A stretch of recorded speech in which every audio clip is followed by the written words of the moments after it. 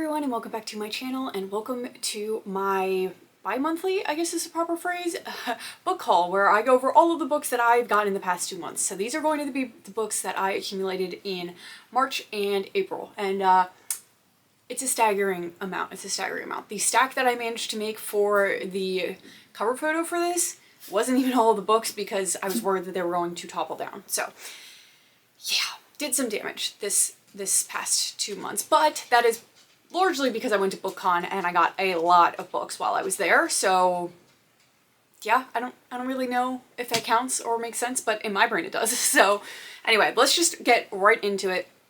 When I film these, I kind of break them up into my subscription boxes, books that I haven't read yet, and books that I bought that I have already read, either after I bought them or I bought them because I read them on my Kindle or listened to an audiobook and I wanted a physical trophy. I do have a miscellaneous one that I don't know where to put it, so we're just going to show you guys in the beginning, and that's going to be Devious Obsession. This is the second book in the Hockey Gods series. I already own an edition of this, which is why I don't really know where to put this. It's a special edition, and I only own 2 of the special editions in like this 5 or 6 book series because it was part of the Mystic Book Box subscription. I don't know if I would ever get the rest of the series if they chose to release more of the special editions, but I did know that I wanted to continue with the series, so I decided I might as well just get the rest of these indie copies for the entirety of the series. That way I at least have one version of the completed series. If that makes any sense, that's just the way that my brain works. So I do already own this, so it's not adding to my physical TBR, but I technically haven't read it yet. I am in the process of reading it currently, but haven't finished it, so can't count it. Anyway, I think we'll start with the books that I have read and then go into the ones that I haven't, and yeah, go from there. So starting with the ones I've read In the Weeds by B.K. Borison. I enjoy B.K. Borison's writing. This one I didn't enjoy the third act breakup and some of the characteristics of the main male character, which is not great, but I did end up loving the series, so I'm glad that I bought this, or I think I'm going to love the series, so I did want to have a physical copy of it. Then we have The Enchanted Greenhouse with these cutie little, tealish green sprayed edges. These are just cozy fantasies, and this is set in the same world as The Spell Shop, and I loved that book so much, so I listened to the audio for this. The audio is just a cozy, good time reading it. I would recommend if you want to read these books, that's a great way to sort of take them in.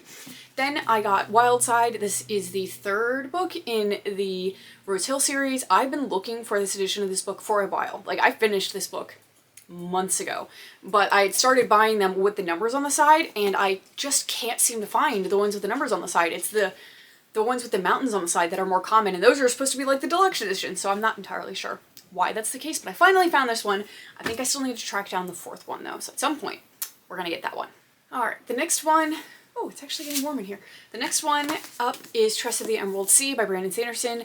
I think this is a perfect place to start if you've never read a Brandon Sanderson book, but you're curious about like his writing style, a little bit of the Cosmere. This is kind of on the outskirts of it, I would say. Like, yes, it loops in, and apparently there's Easter eggs that you can pick up in here if you've read other books in the series, but I don't think you're giving anything away, per se, based off of what I've looked at online. And this just really, I don't know, like I said, gives you a good look at his writing style and the world and his magic systems and the way that they might function. All of them seem to be different from the different series that I've seen so far. This one is about, like, toxic magical spores and oceans made of them, which is very interesting. I just think that his writing's so unique and whimsical, and reading this, like, I listened to the audiobook for it. I think that's such an elite way to read this because it sounds like somebody is telling a fairy tale or like reading a story to you at like you're a kid at night and somebody's reading a storybook to you. I don't know, that was the vibes that I got from it, and I really, really loved it. This was an easy 5-star read for me. Then I picked up We Who Will Die. This is another 5-star. I loved this one so much. Gladiator inspired trials with vampires. Gives very strong, like, Vampire Diaries vibes, which I loved. Loved that show. Loved Damon and Stefan. Definitely can pick up some of that in this one. Then one that I picked up at BookCon, mainly because it was a signed edition. It's also the special edition, but I wanted it because it was signed. And this is To Cage a Wild Bird. This is a dystopian novel set in a prison where the elite in society can pay to come and hunt down the prisoners. which is just such a wild concept. And I really thought that was like a unique way to set up a dystopian world. I was on the edge of my seat reading this the entire time, so I had to pick up a physical copy of that.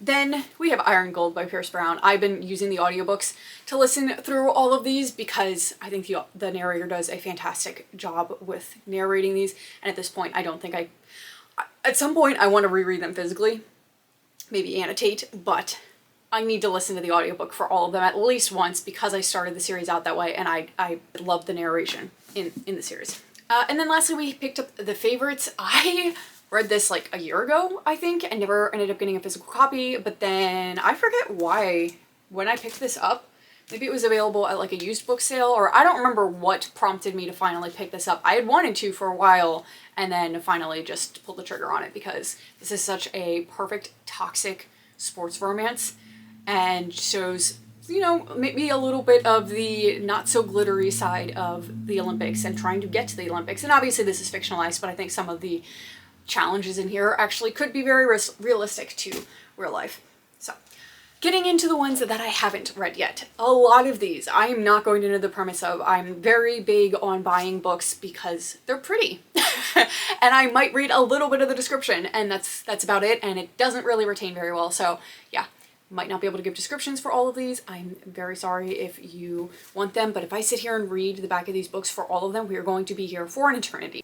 Getting into it, the first book we picked up is Ledge. I know that this is a fantasy trilogy, I believe, and this was actually available in a book sale at Second and Charles where it was like a penny a page. So this book is like 400 something pages, I think, 332. So it came out to $3.32. Like, you can't beat that. And I've been eyeing the series for a while. Obviously gonna wait till winter time to read this because I think that would make the most sense to me. Yeah, so we got that one. Then we'll get into some of the books that I got at BookCon. I have like 8 of them here. The first one is Daughter of the Drowned Empire. I think all of these, let's see, I'm looking at them. Most of these are going to be indie books, actually, which I went and tried to support a lot of indie authors. So this is about a 19-year-old mage that is third in line to the seat of power. And when she is, her empire falls under the rule of a new empire, survivors of the Celestial War, whose island sank in the drowning. So then they have to submit to this emperor and his strict laws about magic and where it can and cannot be practiced. Her cousin gets executed for wielding the wrong kind, and for years, Lyra is sworn to protect her older sisters, helping them conceal their own illicit magic.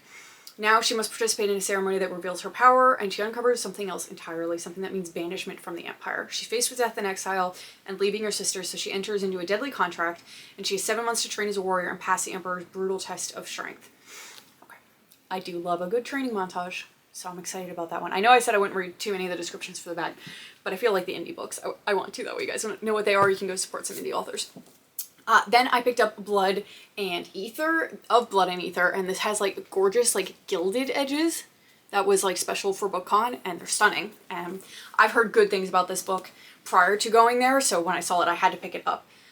And this really doesn't have a great description on the back, honestly. So I don't know much about this one, but I have heard really good things. I've seen 5-star ratings, people recommend it, I just don't remember the descriptions. Then we picked up Ruin the Friendship. This is a romance book. I didn't really pick too many romance books up while I was there, but I did see this one and really loved the artwork on the cover of this, so I decided why not. I know that this is like a summer romance. They had like one kiss and that was about it, but they're best friends, so this kiss kind of made things a little bit awkward. So, you know, you get friends to lovers, nice summertime romance, and I think that there's a lot of tension that's going to happen in here. It sounds like the kiss happened and then they went 4 years without really seeing each other or dealing with this, and now they're put back together and have to confront their feelings, or lack thereof, I guess. Then we have Awakening of the Starborn. I picked this up because of the artwork. It's gorgeous. I love this cover so much, and I believe the author does all of her own art, so that made me very excited. And there was a quote on the back that was really interesting that says, 3 deadly trials, 1 dream she's bled for, a darkness that's not just coming, it's been waiting for her. A fae forged in trauma and frost, she must fight for more than survival, she must awaken.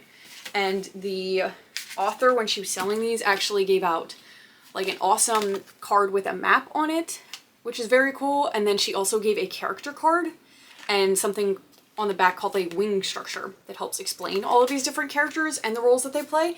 And I just loved that touch. I think that was really fun, and it also gave me a good insight into all of the different assortment of characters and beings that I'm going to run across in that book. Continuing with the indie books, the next one I picked up is The Flame and the Frost. This one is set in a winter palace. A cursed winter prince and a royal guard with a forgotten shifter bloodline are bound by an ancient prophecy, and they must become the only ones who can stop a rising enemy if their forbidden love doesn't destroy them first. In the frostbitten kingdom of Skadgar, Captain Sylvana has finally earned her place as captain of the guard until her best friend and heir to the frostbound throne, Prince Jack Dakmar, is forced into a political betrothal that threatens the fragile balance between the northern realms. She's ordered to accompany him on a dangerous envoy through the cursed wildlands, and she's thrust into a journey marked by ancient monstrous creatures and a forbidden pull she can no longer ignore.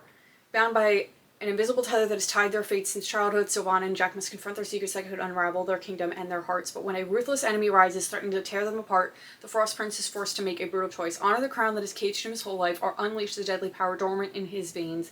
A winter storm fiercer than any his realm has ever faced. Ooh, okay, so we have another fantastic one for wintertime, which is a little sad because I want to get to this one because I was on the hunt for like female knight, lady knight inspired books, and I didn't realize this was going to be one of them, but now I really want to read that before winter, but obviously that is not the vibe that we are going for this time of year. Then I have not technically a duology, it's the first book and the first novella in a series. So it's A Requiem for Fallen Stars and A Composition of Scars, and these are the hardcover editions. So this is about a young girl that is thrust into deadly entrance exams for an elite academy where only the nobility thrive. But first she must strike a blood wager with a capricious king, one that could win her her freedom or cost her her life if the exams don't kill her first. A world that rejects her, a forgotten journal that will redefine her, a band of dangerous wielders that hunt her, and then there's him, the one who found her, who should have been nothing more than a mentor, the person to unravel her. So, I've heard incredible things about this series. I thought it was getting trad picked up, but I guess that's not the case, so I was excited to get these first two books. Obviously, I can't speak to the novella at all because that would give things away. And then the last book that I got at BookCon is a trad published one that I picked up because this one was also signed by the author, and I had wanted to get a copy of it anyway at some point, and this is Smoke and Scar. This was an indie book, and then it was recently picked up for traditional publishing. This says, birth in shadow, forged in fire, bound by a fate neither can escape. For centuries, humans and the magical races of Arcanus have been at war. Their only hope for lasting peace lies in the arcane crucible, a brutal series of trials that demand sacrifice every 25 years. I love a trials book as long as you get some sort of unique element to it from the other trials books. I'm not quite sick of them. I know some people are saying it's being a little overdone at this point. I don't know. I guess I love them. I'm a sucker for a good trial romance, so I was very excited about that. Anyway, moving on. We have The Wicked Sea. This is a mermaid inspired story. Like, I think like The Little Mermaid inspired this. And so it's about a mermaid, but also an angel. And this artwork absolutely sold me on this story. And so did the bookshop owner that convinced me and said that it was a beautiful story. So I don't know anything else about it.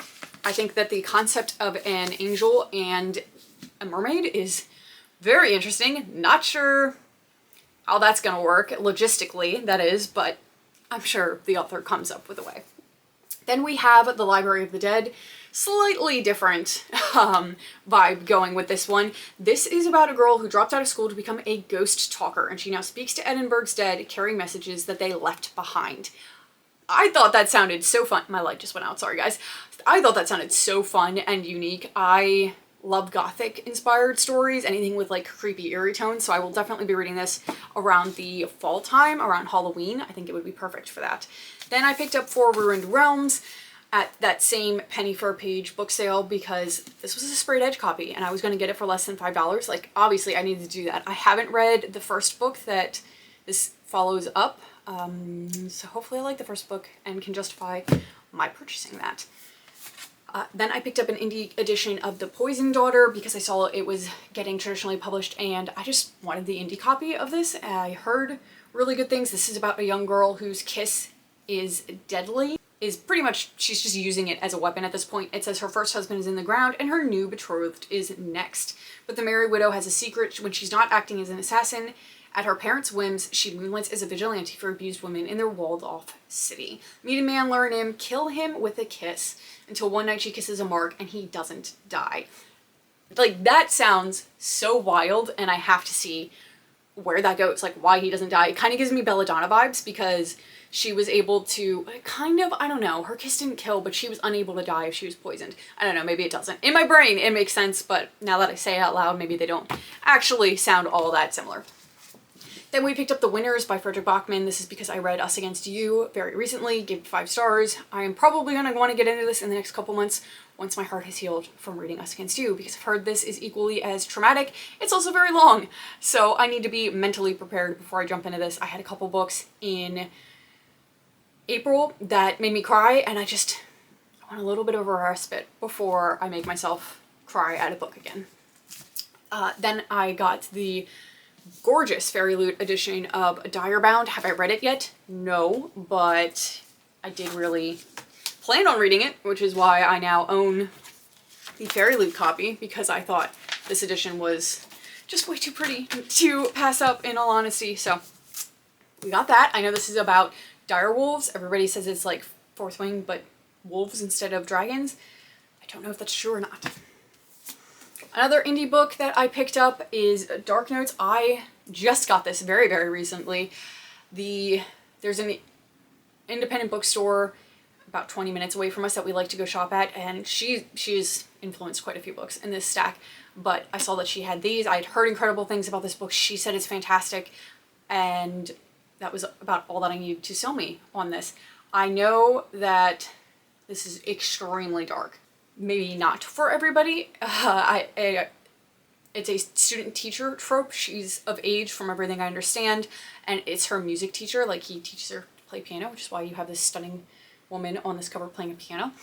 And I don't know too much more than that, and I think I'm okay with that. I don't like going into my dark romances knowing too much, because sometimes it really gives a lot away about how the storyline's gonna go. Then we picked up Servant of Earth. I love this cover. She is beautiful and stunning. This is, as far as I know, this is another Trials trope, which I'm, again, very excited about. She's trying to overthrow a tyrant king in the Fey realm. She is a captive in the Fey realm and is assigned to a mistress that she's supposed to help get through these trials. And if they don't succeed, not only does her mistress die, so does she. So she's now working through these trials with a sentient dagger, which I'm very curious to see how that works. And there's this rebellion kind of brewing against the Tyrant King. She starts getting close to one of the leaders for that. So now she has to kind of decide what direction she's going to take this whole trials in. Is she just going to help her mistress? Is she going to try to overthrow this king? And it kind of goes from there. I have high hopes for that one. Then we picked up Blood on the Tide. This is the second book to Hunt on Dark Waters, which is a fantasy, like, pirate-themed story. That one is kind of loosely based on this old folklore called The Hunt, and it's pretty much a pirate ship that is sailing the waters between different dimensions, and when people find their way there, they are responsible for fishing them out of the ocean, and they get a choice: join my crew or die. So kind of Davy Jones vibes in that regard. It has witches, it has mages. I think the first one, is she a vampire? No, she was dating a vampire and trying to run away from the vampire. Just a whole slew of different magical creatures, and it was kind of silly but kind of good, and I was curious how this one was going to go. Actually, this one is about the vampire that the girl in the first book was dating and is no longer dating, and that is all that I know for that one. I don't want to give away anything from the first book by reading that description. Then I picked up Shattered Dreams. Honestly, I picked this up because the cover was stunning, and I feel like we aren't doing like understated artsy covers anymore like this. A lot of them are like the cartoon covers, which I can appreciate, but when I see a good cover like this, it really draws me in because I miss this art style.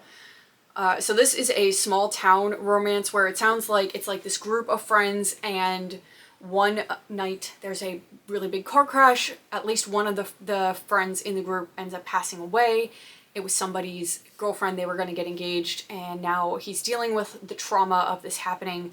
And then there's also the best friend to the female that passes away. It shows both of their POVs. I guess eventually they come back to town and they start sort of leaning on each other to try to get through this trauma. So I think that one might make me cry, which I don't really want in my life, but here we go. Then I picked up the indie copies of 2 books in the DC SARS series.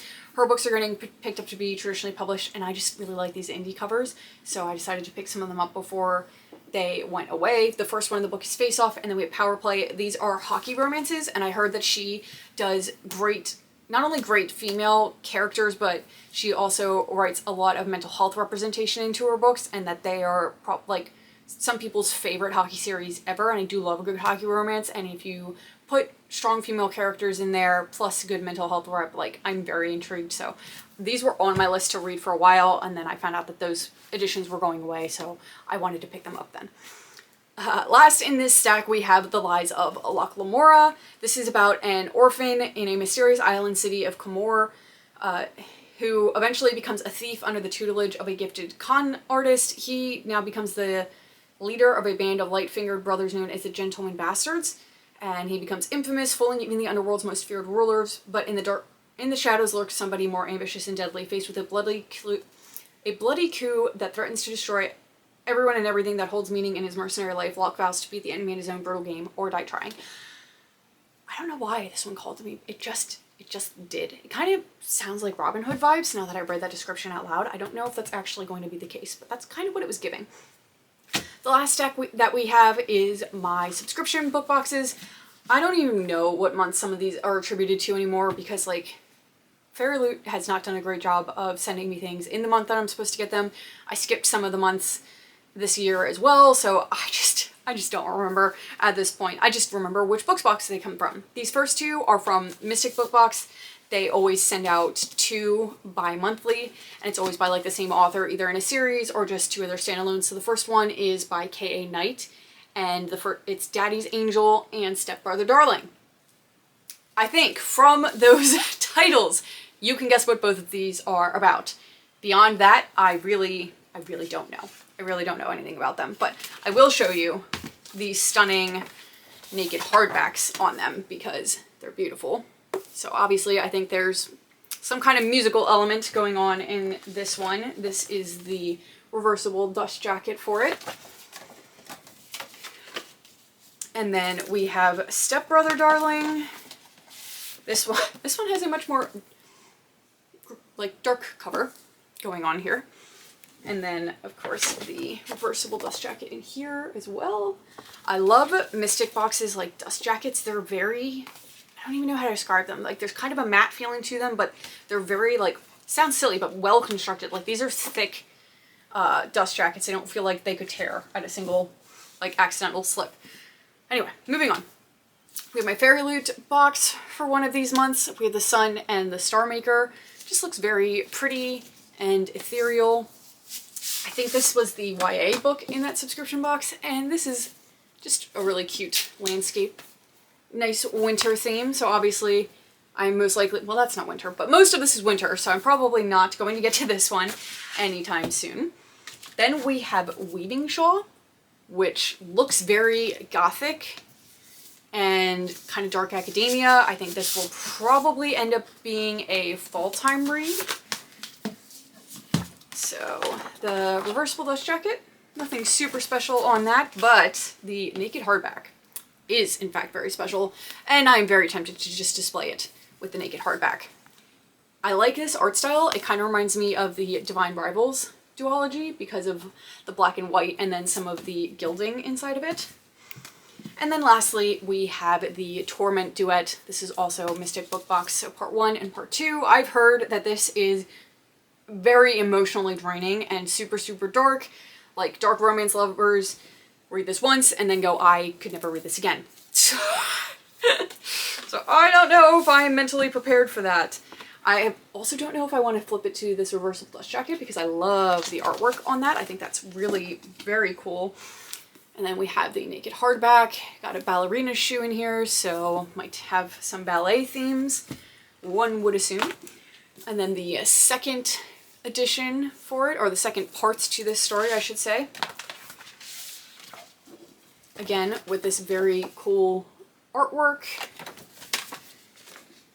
and the Naked hardback. Like, Mystic Book Box has stunning books. You gotta give it to them. Even if you don't like dark romance, like, these books are stunning. So those are all of the books that I got in the past 2 months.